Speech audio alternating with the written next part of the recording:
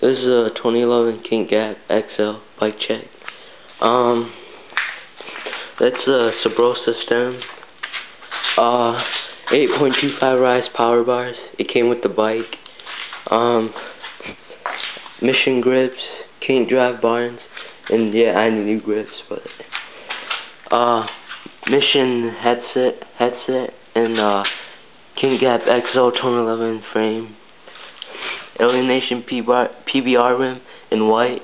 Tender tire 2x2.25. It's not that wide, but yeah.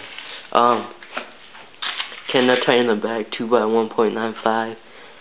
Mission back hub. That's I don't know what hub it is, but I think it's like alloy. Mirra frames. My other ones were bent because I did some 360s and I had a fall, and yeah, it like dented in. That's just a plastic seat. I don't know what brand it is.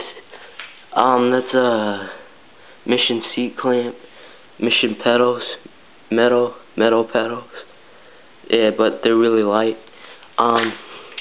Mission crank arms and Mission chain wheel, KMC chain, and this is what the back hub sounds like.